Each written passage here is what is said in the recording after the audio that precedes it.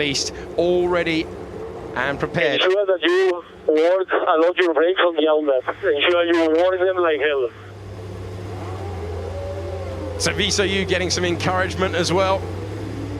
You can see the keenness that Ollie Rowland has, wants to get on with it, wants to try and get his teammate off the front row. Nicholas Latifi has not managed that in Formula 2 before.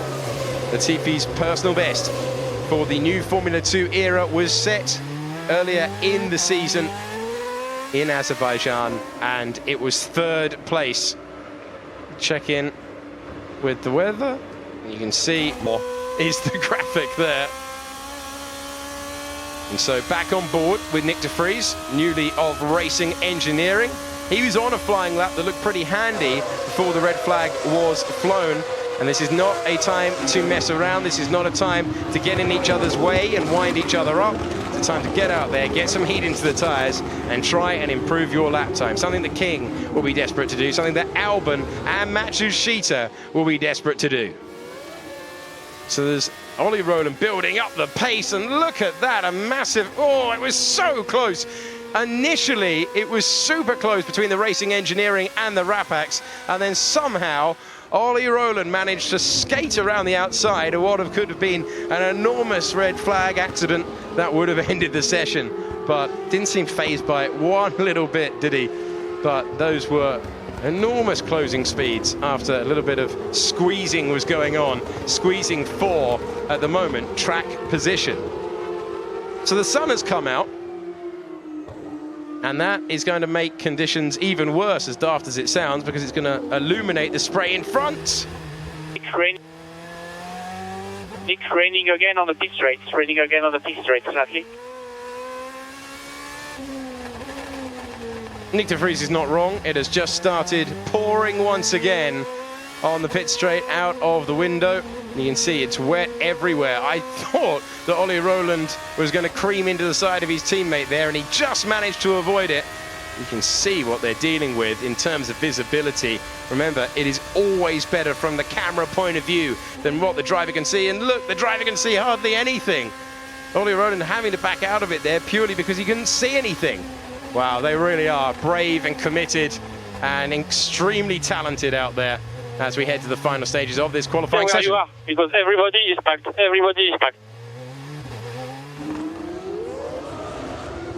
So it's going to be a case of try and leave a gap for Ollie Rowland.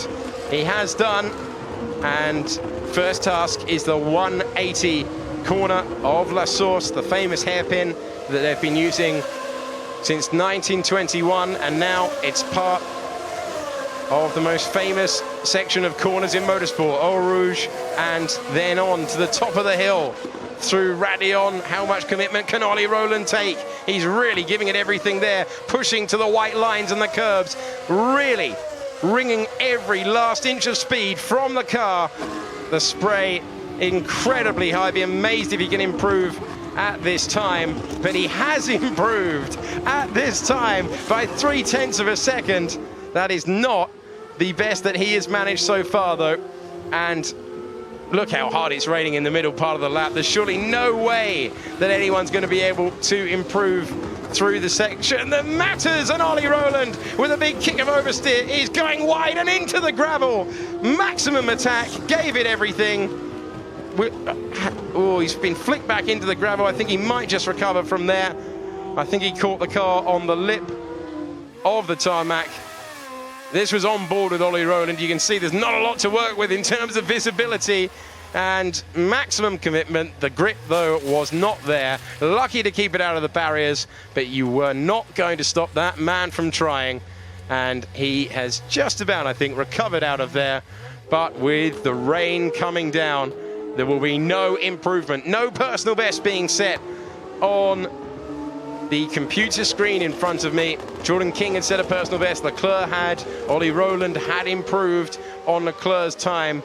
But with the track the way it is, you can see Latifi still trying to improve. That is going to lock in the order that we saw set in the first 20 minutes of this session. And they will all come round. I don't think there will be any late surprises. Sometimes this track can deliver, but It was a 2:17 lap the last time he ran in the wet in torrid conditions out there today. It's going to be a 2:20 for Charles Leclerc that secures 4 points and pole position, although some personal bests being set in the final part of the lap. Latifi, is he going to be able to improve? Not quite. Cuts the beam, and Nicholas Latifi thought he was closer to the finish line than he was. He will start a feature race in Formula 2 for the first time from the front row. Excellent for him and Dams, who continue their superb season. He out-qualifies his teammate Ollie Rowland for only the second time this year. And we follow the man who has secured the 4 points for pole. Once again, it's Charles Leclerc from Monaco, driving with the prancing horse and checking his mirrors because he knows his afternoon work is done. The man heavily linked with a drive for Sauber in Formula 1 next year, delivering once again. He'll go over the line one more time. In fact, Leclerc had set a personal best in the first sector and pretty ordinary, not able to improve, but he finished it all the same. And then he will peel in to the old pits that now function as the support pits. And that was absolutely wonderful entertainment for half an hour. Doesn't matter what you throw at Charles Leclerc. Even if you go wide and have to run off the road at the top of the hill in Les Combes as you head into Malmedy. Doesn't matter if the fire extinguisher goes off. Does not matter if the heavens open. Charles Leclerc went over one lap, seemingly, if the car fits the rule book, is absolutely unstoppable. And he's proven it once again in the phenomenally entertaining Spa-Francorchamps circuit. Here's Ollie Rowland on the second row. He'll be disappointed to be out-qualified, but you can't say that he didn't give it everything at the end there.